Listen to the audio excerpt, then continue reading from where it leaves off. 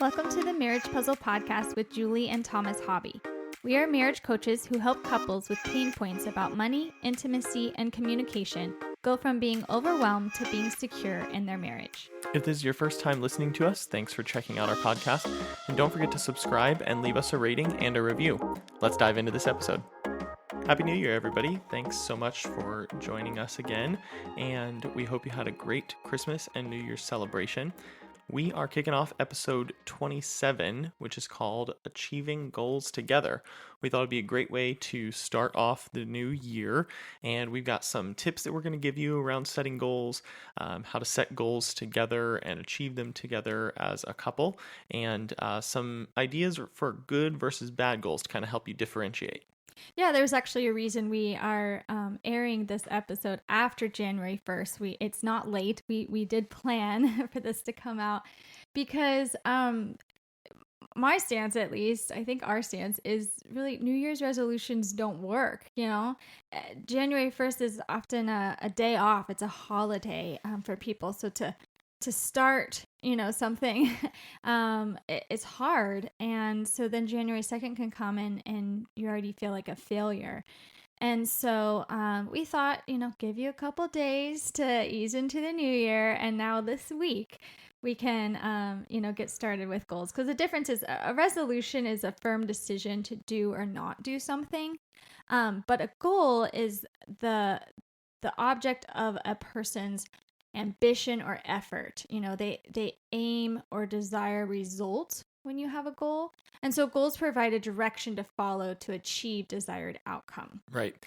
And, something else that I've heard said recently is that you might as well start your goals a day or so after the first anyway, because if you start on the first, you're striving for perfection, and nobody's perfect. So you're not going to be, especially in the context we're talking about in doing couple goals, right, that you're going to be depending on someone else to help keep you perfect as well.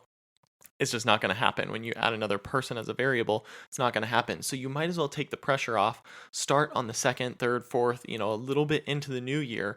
So that way you don't have to feel like you're striving for perfection. You can just strive to get better. Absolutely. So wherever you are, whatever day you're listening to this, it's not too late. So let's jump in and talk about achieving goals. Yeah, totally. So one of the ways that we like to set goals is with the SMART goal system. And SMART is just an acronym for setting goals, and it stands for specific, measurable, attainable, relevant, and time-based. So your goals that you set just need to be around those, that they need to kind of check all 5 of those boxes, so that you can actually accomplish something, right? Absolutely. And I think we've heard from couples, they want to have a better marriage. They have these goals in marriage. Or dreams. Yes. And I would say that couples who are thriving, they're the ones that have a plan. They do have goals. They don't merely just hope for a good marriage. They plan for a good marriage. But without that SMART goals, sometimes people can say the right things, but then still come back to us and say, well, we hoped for this. We thought we planned it, but it failed. And, an example of that would be if you and your spouse, sat down and said, okay, for the year 2022, we want to spend more time together. Yeah, that's a dream. That's a goal. That's a dream. Well, you think it's a goal, but it's actually a dream. Yeah, I mean, goals are dreams with a plan, right? Mm-hmm. So if we look at it from that perspective, that could be a good way to help differentiate these in your mind. So what you just said, spending more time together, that's a great dream to have. But it won't work if you don't apply the SMART goal acronym and define it a little bit better. And so using that, which is say specific, measurable, attainable, relevant, and time-based, taking the spend more time together and turning it into this actual sentence that would fit would be, we are going to spend more time together by going out on a date once a month in 2022.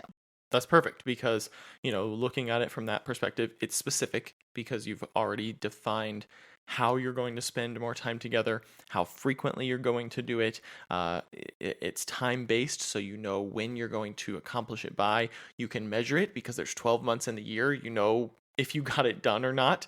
And then, relevant, obviously it applies to your relationship, and attainable. It's not unrealistic. So I kind of went out of order of smart there, but it is an attainable It checks goal. all the boxes. Yep. So yeah, and outside of the SMART goals format, we also, Thomas and I personally like to set goals for the year in different categories. I've heard of, 7 to even up to 10 categories. These categories can be unique to you, but, and ideas of that would be career goals. What are the goals that fit under your career and your job? Maybe that's, kind of led with or by your boss, or just personal career goals to grow in. What are your financial goals? That should be with your spouse. So what are your family financial goals? What's your personal development? That's another category. We each like to set a book number, how many books we're going to read. It's very different from each other, and that's okay. I don't know if you were going to share. Yeah, Julie's got a much bigger number of books that she likes to read each year. I'm not an actual reader. It's I go too slow when I read, and I have to repeat it too many times, so I listen to audiobooks. And I can kind of pump those out pretty quickly because I can speed up the process and listen to it at 1.5 like our or something. Yeah. So but that's still book, achieving books. Yeah. So you set a goal and you reached that for 2021, and I'm so proud of you, even though it's different than mine. My goal is to read a book a month, which I was surprised actually with how busy 2021 was, and us moving and everything, and launching this podcast. I still got 12 books in, but I mean, I know people read like 24 books in a year. So whatever your personal development, doesn't have to be reading, but listen to a podcast or reading, or what are you going to do as a personal development goal? Spiritual would be another goal category. Yep. And just from a marriage context, I want to say, whether you are, a Christian or not, find yourself wherever you are on the spiritual spectrum, I'd encourage you guys to start attending church together if you don't attend a church in 2022. Or if you already attend a church, then what's the next step that you can, serve together or get plugged in? Like just take one more step in that spiritual journey when you're setting a spiritual goal. And I would say, if the two of you are from different spiritual backgrounds, that are completely different, you each brought your own, religion, so to speak, into your marriage, then I would encourage you to learn about the other person's. Doesn't mean you have to change your beliefs necessarily. I'm not asking you to compromise them, but I think it would be helpful for your spouse that you are trying to understand their perspective and where they're coming from. And at the very least, it'll create some interesting discussion. Yeah. You might have educational goals category. A common one people have is, physical health, working out. What goals would fit under there? However many you have, like I said, 7 to 10 goal categories. Make sure you have a relationship goal category. Yep. So your marriage, your family, if that applies, would be 2 different categories. And then what we encourage you guys to do is kind of what we started doing ourselves, is prepare your goals individually.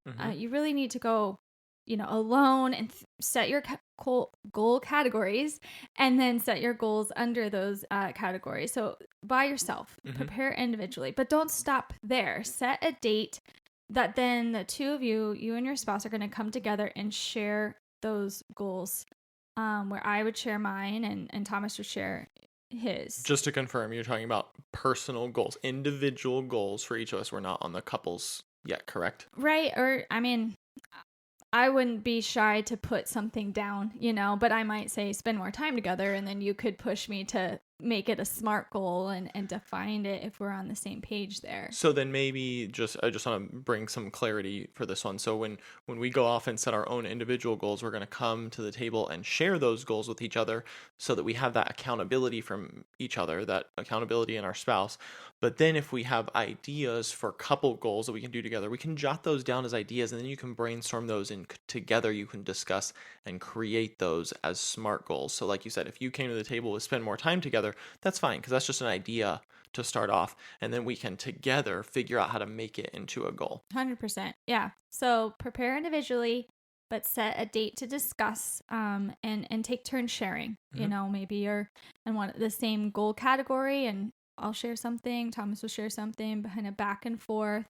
It just was so helpful last year to know your goals. That was the first time we did that. We usually just kind of had our own career goals and shared them with our boss, and that was that.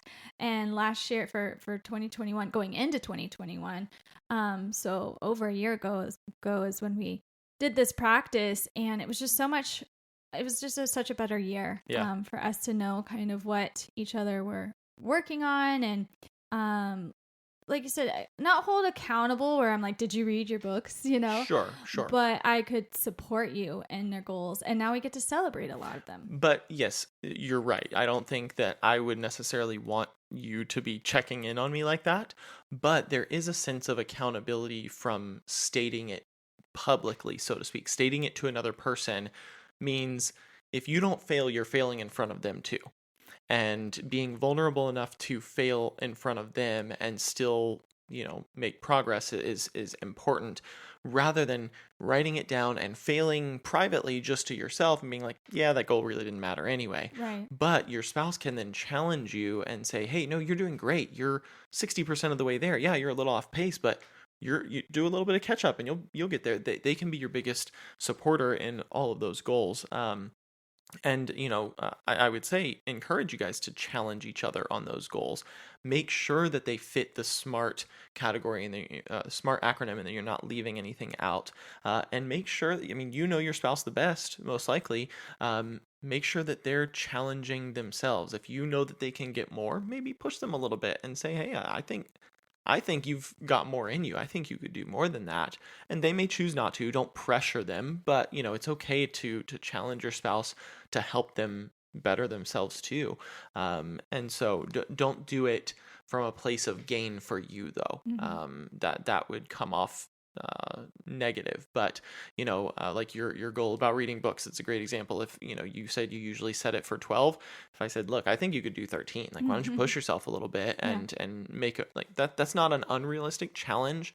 That's not me saying I think you should read 6 supporting your husband books or anything like that. That's positive gain for me. And so I think that you just want to be careful with that. But one of the biggest things I wanted to point out in this is make sure that you're assigning rewards appropriate to the goals that you're setting. Like if you set a goal that you're going to read 3 new books in the year, going on a 3-week long cruise for reading 3 books may not be a proportionate reward for the goal. So right, let's go. just putting it out there that but you could say, hey, you know what? I accomplished that.